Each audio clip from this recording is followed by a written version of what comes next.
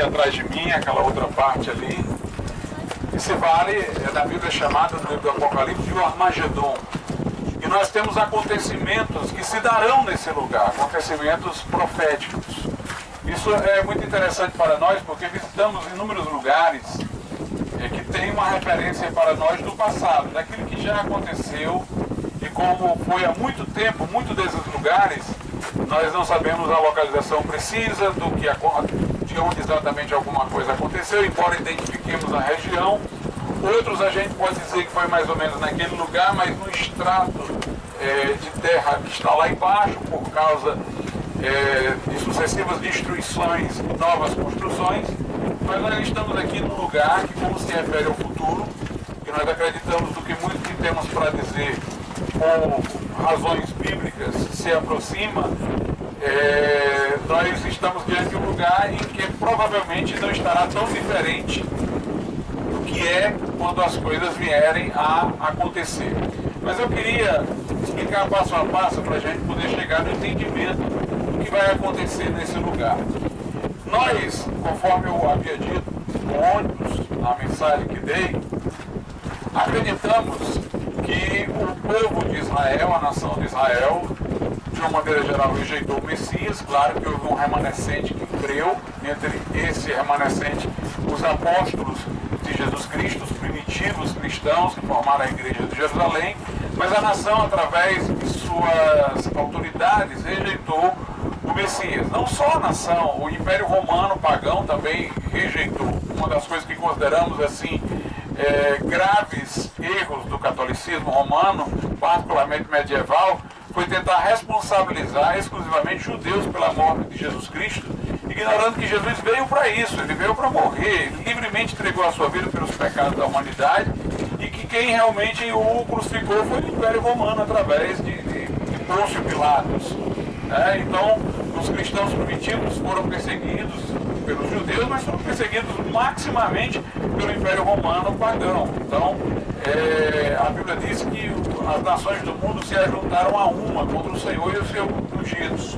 Então, nós entendemos que a nação que foi preparada para receber o Messias por profecias, por tipos, por símbolos, por sombras da lei, não o identificou na sua grande maioria e particularmente em suas autoridades, rejeitou o Cristo.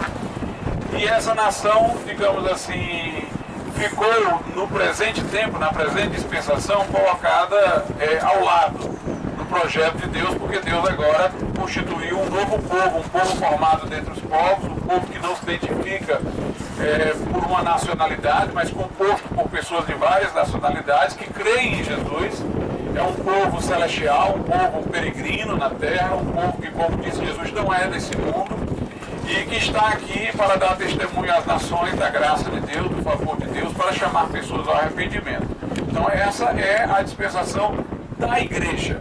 Mas vamos entender bem, as promessas que Deus fez a Abraão são irrevogáveis, incondicionais, de que dele viria uma grande nação, que por essa nação seriam abençoadas as famílias da terra, que essa nação se manteria diante dele tanto quanto o sol brilha a cada manhã. Então Deus prometeu em vários livros dos profetas a continuidade da nação de Israel, a indestrutibilidade da nação de Israel, porque ele tem projetos para a nação de Israel ainda dentro do seu desígnio para colocar essa nação numa posição gloriosa. Algumas teologias dizem que a igreja substitui Israel, é o novo Israel de Deus, é Israel espiritual, e que Deus não tem nada a ver com Israel. Mas há profecias no Velho Testamento sobre a restauração da nação de Israel em relação ao favor de Deus, e há também profecias sobre punições, sofrimentos, maldições sobre a nação de Israel. Se a igreja, por exemplo, dissesse que ela substitui Israel e que ela é agora a destinatária destas promessas, ela também teria que dizer que é a destinatária dessas maldições, porque ela iria se apropriar das promessas que Deus fez a Israel como sendo para elas, e não iria aceitar também as mesmas profecias que falam de juízo, de outras coisas para a nação. Então nós cremos que aquelas profecias para Israel vão se cumprir, são literais, são para o povo de Israel.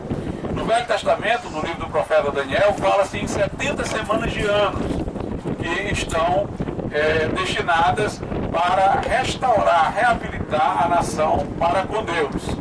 69 dessas semanas já aconteceram, de acordo com o profeta Daniel. Depois da 69ª e antes da 70ª, da última semana de anos, de 7 anos, no intervalo entre a 69ª e a 70ª, a Bíblia diz que algumas coisas vão acontecer que não estão na 69ª e nem na 70ª, que se conclui que haverá um intervalo. Que acontecimentos são esses? O Messias será cortado, ou seja, a morte de Jesus, e o povo do príncipe que há de vir, que é o povo romano, o príncipe que há de vir, no caso aí, seria o anticristo, o povo romano iria destruir a cidade de Jerusalém, né? Iria destruir. Então nós temos dois acontecimentos que estão no intervalo, entre as 69 semanas destinadas a restaurar Israel e a 70ª. Se esses dois acontecimentos estão no intervalo, esse intervalo é uma paralisação do relógio profético que conta o projeto de Deus para Israel. Esse intervalo é o momento em que Deus constitui a igreja, é a era da igreja, é a dispensação da graça de Deus. Então Deus, de um certo modo, está colocando Israel agora numa posição secundária e focando suas atenções nesse povo que ele constituiu nesse intervalo. A era da igreja termina com o arrebatamento.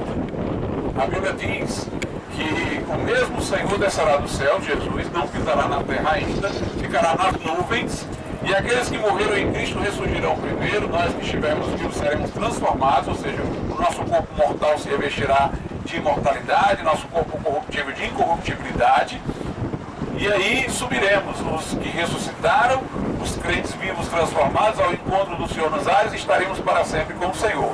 É arrebatamento porque Jesus veio para nos arrebatar, nos tirar daqui. Porque vai terminar o tempo da igreja e voltar o tempo de Israel. Então, Jesus também falou, ele disse, eu vou preparar-vos lugar, depois eu voltarei e vos levarei para mim mesmo, para que onde eu estiver estejais vós também. O termo arrebatamento indica um rapto violento, um rapto rápido. Então, o modo como isso acontecerá será fora da capacidade dos que estão aqui de identificar o acontecimento. Será invisível, não abrir e fechar de olhos. A igreja terá desaparecido, sido arrebatada, levada ao céu, e aí o que vai acontecer com a igreja no céu é um assunto para outra questão, mas haverá lá, na linguagem metafórica da Bíblia, as bodas do Cordeiro, a igreja, a noiva, Cristo, o noivo, o casamento celeste da igreja com o Cordeiro, mas aqui na terra Deus volta ao seu plano profético para com Israel. Aí vem a 70ª semana de Daniel, os últimos 7 anos para reabilitar Israel. Esse período é chamado de grande tribulação, porque ele coincide também com o tempo de juízo de Deus sobre este mundo. Na era que estamos, na dispensação da graça, Deus, de certa maneira, está contendo do céu a sua ira. Tem gente que diz, por que a gente não vê uma destruição como Sodoma, Gomorra, dilúvio e tal? Porque Deus está detendo no céu a sua ira para a igreja anunciar a sua graça. Mas a sua ira está acumulada no céu durante todo esse período, pelo tempo da paciência de Deus. E a ira de Deus se manifestará de maneira intensa durante esse período que a gente chama de grande tribulação, que será uma tribulação como nunca jamais houve sobre a face da terra, e se Deus não abreviasse aqueles dias, nenhuma carne se salvaria. Porém, Deus promete à sua igreja lá no Apocalipse, porque tu guardaste a palavra da minha perseverança, não negaste o meu nome, também eu te guardarei da hora da aprovação que é de mim sobre o mundo inteiro. Então a igreja será guardada desse momento sendo levada ao céu, ela não será guardada aqui. Ela não será guardada na aprovação, ela será guardada da aprovação, ou seja, do lado de fora, levada para o céu. Então esse é o tempo de juízo de Deus sobre as nações, pelas suas impiedades. E Deus volta-se novamente para Israel a fim de reabilitá-lo. Inclusive 2 testemunhas serão enviadas para pregar ao povo judeu. E a Bíblia diz que dentre os judeus que vierem a converterem-se a Cristo, 144.000 serão designados, como os apóstolos foram, para saírem pregando por todo o mundo, para poder trazer pessoas dos outros povos a Cristo Jesus. Nesse período da grande tribulação, a Bíblia diz que as nações vão se levantar contra Israel. Por quê? Porque as nações alienadas de Deus, longe de Deus, não terão a igreja para perseguir. O diabo que insufla o mundo contra Cristo não terá aqui a igreja para perseguir. Então vai perseguir ao povo para o qual Deus estará mostrando toda a sua atenção, que é o povo de Israel. Então haverá uma perseguição sobre o povo de Israel. Mas ao mesmo tempo que haverá essa perseguição sobre o povo de Israel, outros acontecimentos se darão. Virão flagelos sobre a terra, manifestações do juízo de Deus, que a Bíblia representa em 7 selos abertos, 7 trombetas que soam anunciando juízos e 7 taças da ira de Deus derramada. Surgirá também uma figura, um líder de um espaço geográfico que será o do antigo Império Romano, que coincide atualmente com o da União Europeia. Então, para nós, a formação da União Europeia é a retomada equivalente ao que seria o Império Romano. E um líder de lá surgirá, diz a Bíblia Sagrada. E esse líder, ele, durante esses 7 anos de tribulação, fará um pacto com Israel nos primeiros 3 anos e meio para proteger essa nação. Mas é tudo simulado. Nos segundos 3 anos e meio, ele passará a perseguir a nação de Israel, né?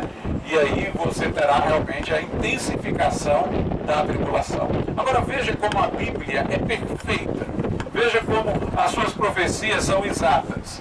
Lá nos livros de Moisés, no Pentateuco, é dito que se a nação de Israel transgredisse a lei, desobedecesse, os judeus seriam espalhados por todas as nações, por todos os povos. É curioso, né? Na época de Moisés, no Velho Testamento, quando a nação estava ainda no deserto, foi dito que eles seriam introduzidos na terra, mas que se desobedecessem, seriam espalhados entre todos os povos. Essa profecia só se cumpriu no ano 70 depois de Cristo. Veja bem, os assírios dominaram o reino do norte de Israel. Depois os babilônios dominaram o reino do sul, mas eles não foram espalhados por todos os povos ainda. Embora tenham sido levados cativos para a Babilônia, é uma nação só. Aí os persas dominam a Babilônia. Os gregos vencem os persas, os romanos vencem os gregos. É a sucessão dos impérios mundiais. Mas Israel, nesse momento, muito embora tenha tido esse domínio de outras nações, ainda não estava espalhada para todos os povos. Os judeus não estavam espalhados, né? A dominação assíria foi local, levados para a Babilônia é um país só, né? Mas ainda eles estavam, como diria eu, sem estar espalhados por todos os povos. No entanto, no ano 70 a coisa muda, porque no ano 70, quando o general Tito entra neste lugar, cerca, invade, espalha por entre todos os povos. E é interessante notar que na linguagem da Bíblia, isso se deu por causa da rejeição de Cristo. Então os judeus foram espalhados para todos os povos e a profecia se cumpriu. A Escritura diz lá em Ezequiel o seguinte: veja como a Bíblia diz que um dia eles seriam novamente reunidos depois desse momento. Em Ezequiel 37 tem a visão do vale de ossos secos. Esses ossos secos são a nação de Israel espalhada. Aí o profeta fala, os ossos se encontram, o esqueleto se forma, depois vem os tendões e por último vem o espírito, indicando que a nação seria primeiro reconstituída fisicamente e depois reabilitada espiritualmente. Em Ezequiel 37, por exemplo, Deus diz assim no versículo 21: diz-lhes, pois, assim diz o Senhor Deus: eis que eu tomarei os filhos de Israel dentre os gentios para onde eles foram, e os congregarei de todas as partes, e os levarei à sua terra, e deles farei uma nação na terra, nos montes de Israel, e um rei será rei de todos eles, e nunca mais serão duas nações, nunca mais para o futuro se dividirão em dois reinos. Então Deus está falando que tanto eles seriam espalhados, como eles seriam novamente ajuntados e congregados. Agora, a precisão bíblica está aqui. A Bíblia diz que eles voltariam a ser uma nação, a ser um estado em um dia só. Nunca se ouviu falar de uma nação que tenha nascido em um dia. Mas por uma decisão da ONU em 1948, em um dia, a nação de Israel se constituiu. Veja o que diz o profeta Isaías, que falou sobre isso. Isaías, capítulo de número 66. Isaías 66:8 diz: quem jamais ouviu tal coisa? Quem viu coisas semelhantes? Poder-se-ia nascer uma terra num só dia? Nasceria uma nação de uma só vez? Mas Sião esteve de parto e já deu à luz seus filhos. Então Deus diz que em um dia eles voltariam a ser uma nação. Isso mostra que os acontecimentos estão próximos. Note, quando a nação de Israel rejeitou o Messias, o juízo demorou um pouco. Foi só no ano 70 que eles foram espalhados. E eles foram ajuntados para serem restaurados espiritualmente. Também deve estar faltando pouco tempo. Então nós devemos estar próximos do arrebatamento da igreja para se seguir a grande tribulação. E durante a grande tribulação, todas as nações serão arregimentadas contra Israel numa batalha que será aqui no Armagedon. Exatamente porque o povo a quem eles irão odiar, não estando a igreja aqui, é Israel, a nação que Deus está reabilitando. Então vai ter uma grande batalha no Vale do Armagedon. Está escrito lá em Apocalipse, no capítulo de número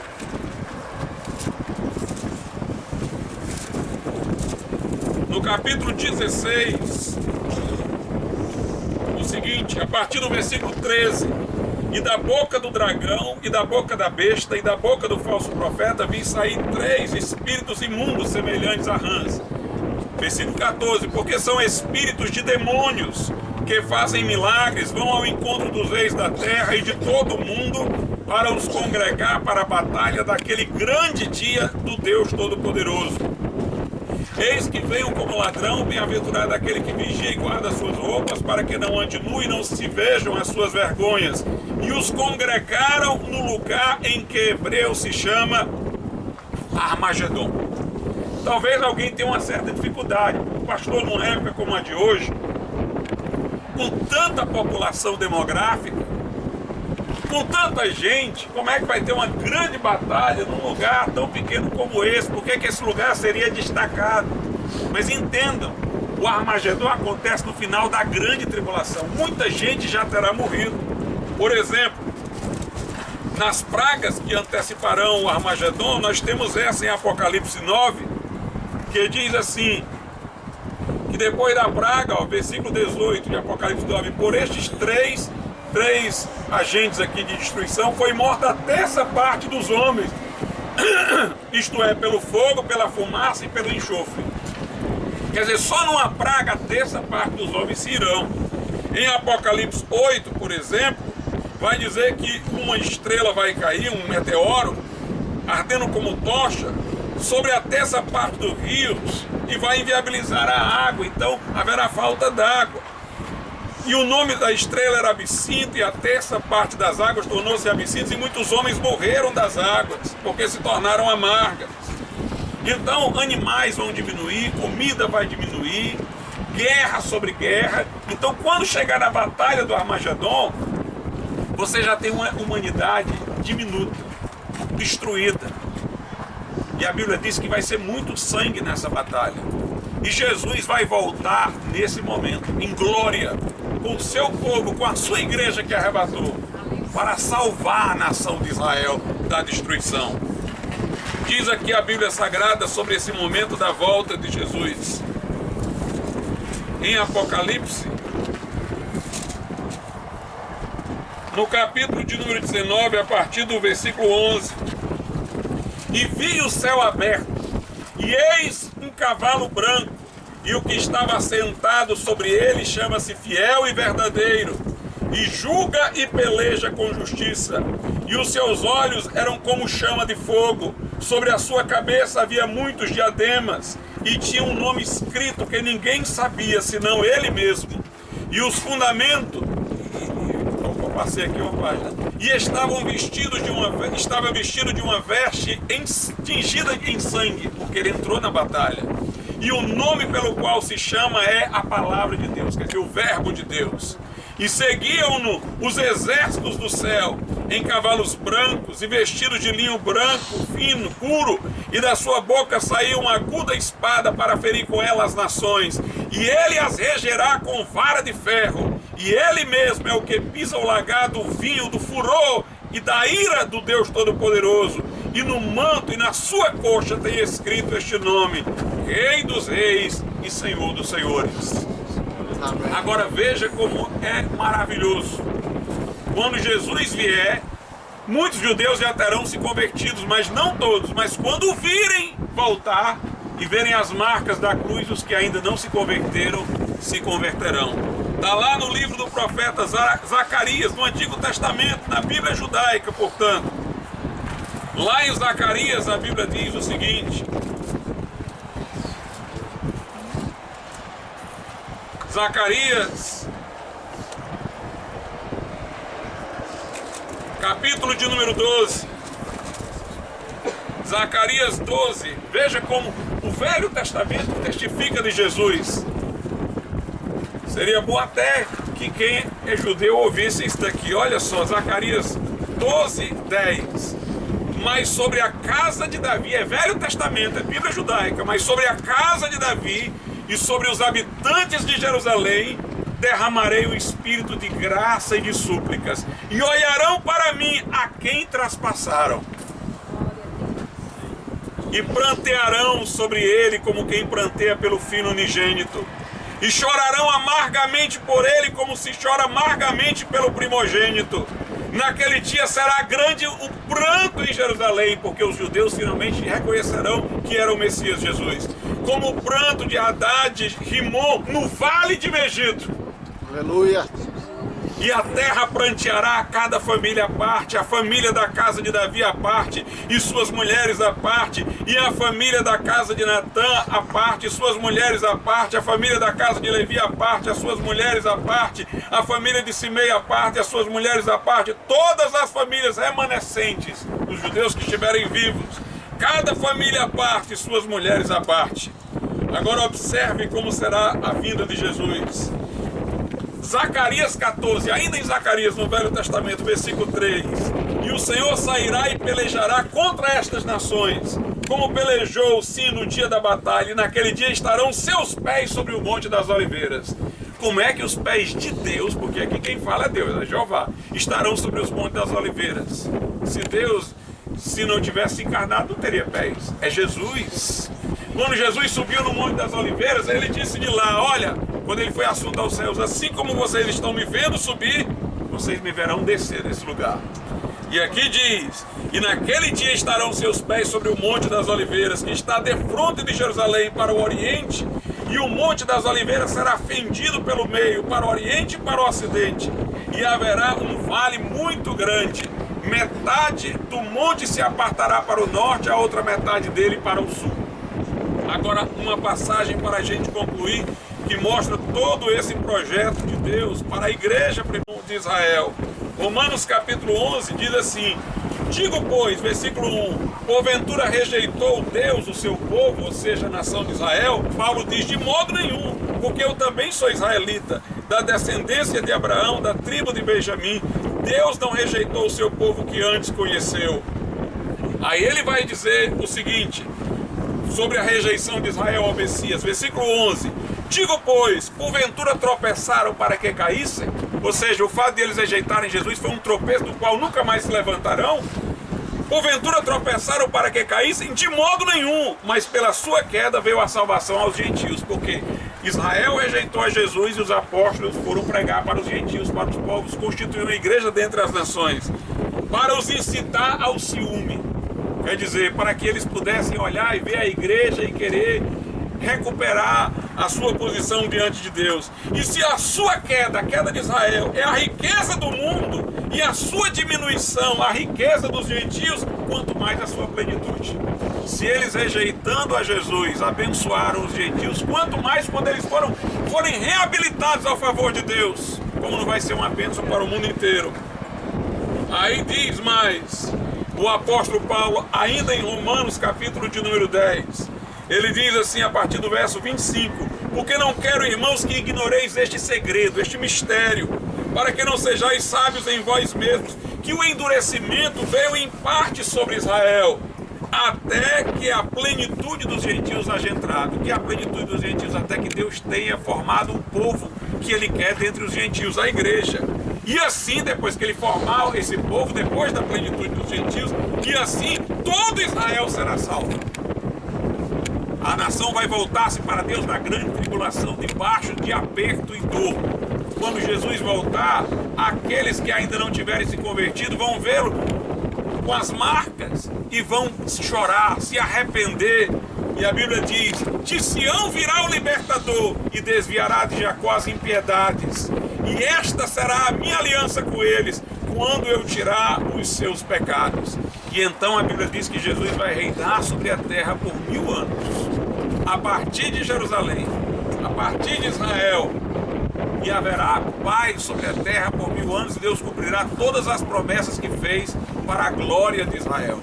Depois desse período de 1000 anos, aí nós entraremos na eternidade, como chamado. Deus vai fazer novos céus e nova terra.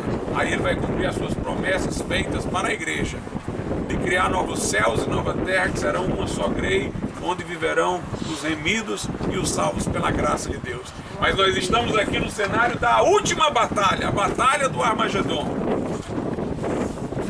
E Jesus, quando vier para livrar Israel, a Bíblia diz que Ele vai estar aqui com a veste salpicada de sangue, mas vai prevalecer com os seus, e regerá com vara de ferro. E o seu nome é Verbo de Deus, Rei dos Reis e Senhor dos Senhores. Vamos orar a Deus nesse momento. Aleluia. Aleluia. Nosso Deus e nosso Pai, nós te agradecemos e te louvamos, Senhor, por esse momento tão emocionante, meu Deus, em que estamos diante de um cenário que julgamos manter-se, meu Deus, bem como está, até esse momento próximo, Senhor, do teu reino milenar. Nós te agradecemos, Senhor, pelo privilégio de estarmos aqui, meu Deus, ouvindo as promessas da Tua Palavra, ouvindo, meu Deus, sobre a vitória do Senhor e sobre a restauração desta nação, meu Deus, e sobre a posição gloriosa que Tu reservaste para a Tua igreja. Te agradecemos, ó Pai, te louvamos com alegria, em nome de Jesus. Amém, Senhor.